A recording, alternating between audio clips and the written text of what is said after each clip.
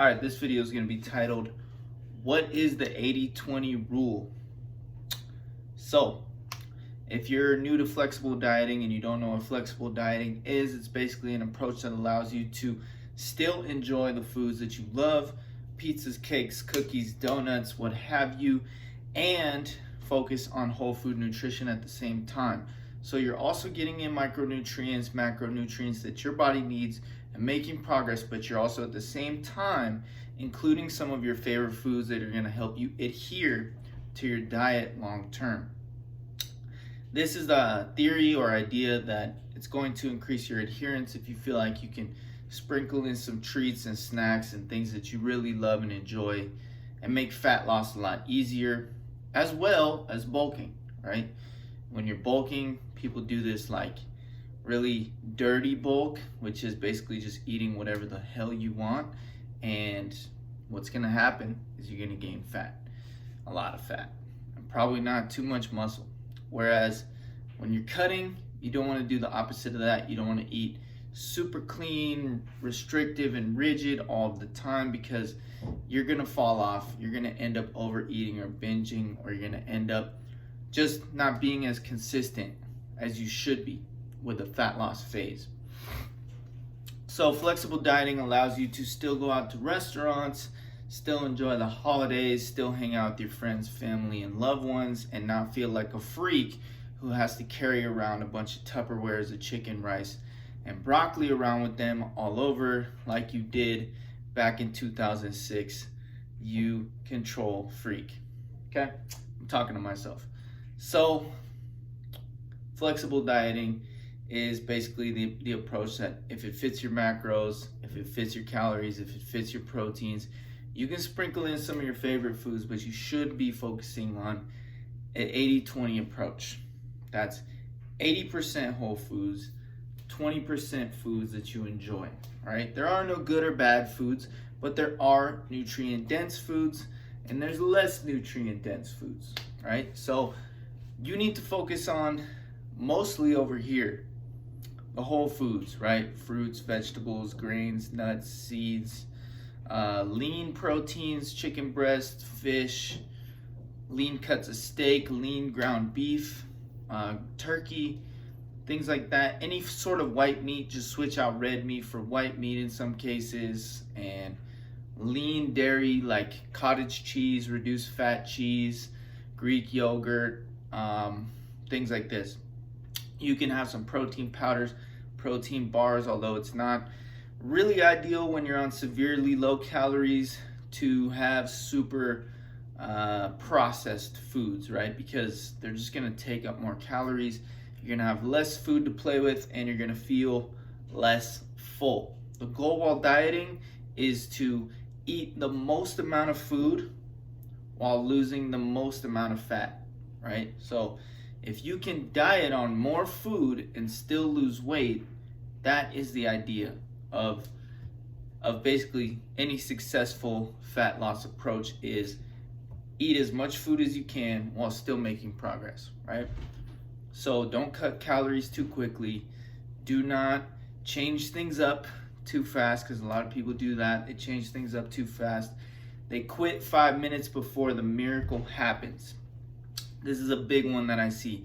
Do not quit 5 minutes before the miracle happens, okay? So we talked about the 80% approach. You should be eating fruits. You should be eating vegetables with every meal. You should be eating lean protein. About 1 gram per pound of lean body weight or goal body weight is what you should shoot for. Protein is going to help you feel satiated. Protein is going to make sure that you don't lose a lot of muscle while you are cutting. Protein is the real superfood here. So literally keep your protein high and you will be amazed at your results. Okay? So the 20% over here, this is where you can be more flexible. You want to go out for tacos. Tacos are life, by the way. You want to go out to eat with your boys and go get some tacos.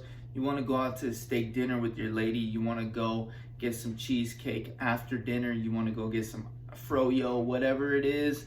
Fit it into your calories. Fit it into your nutrition protocol, and it will help you adhere long term to get those results, right?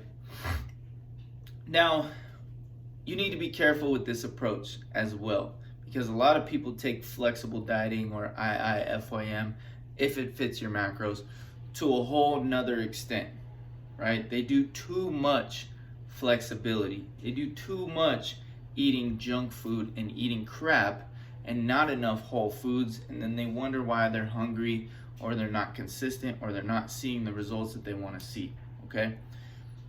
I'm not a big fan of cheat meals. I think cheat meals are dumb. If you're gonna do cheat meal, do a refeed.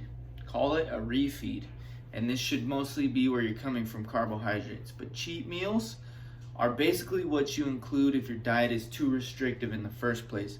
So if you're on a flexible dieting approach, you're doing an 80-20 approach, then you shouldn't have to worry about cheat meals, because you can include those foods every single day and still make progress. I might even try this. I might even do a 30-day cut in the new year, eating ice cream every single day. If you guys want to see that, comment down below, because I might do that starting New Year's. But either way, you can eat ice cream every day. You can eat pizza every day. You can eat Reese's peanut butter cups every day, but you have to know your trigger foods, okay? So for me, I said Reese's peanut butter cups. Reese's are not a good idea for me to have in the house. Why is that? Because it's a trigger food for me. I do not know how to have just one Reese's peanut butter cup, so I do not keep them in the house, because I don't know how to stop eating them. And I will not track them. If I do track them, I will eat 3 Reese's peanut butter cups, and then I'll track 1, because that's just the way my mind works. So be honest with your tracking. Be honest with yourself. Can you have these foods in the house? Are you going to track them? Can you eat them in moderation? If you can't, and you know yourself, then just go out and buy a single serving of these foods.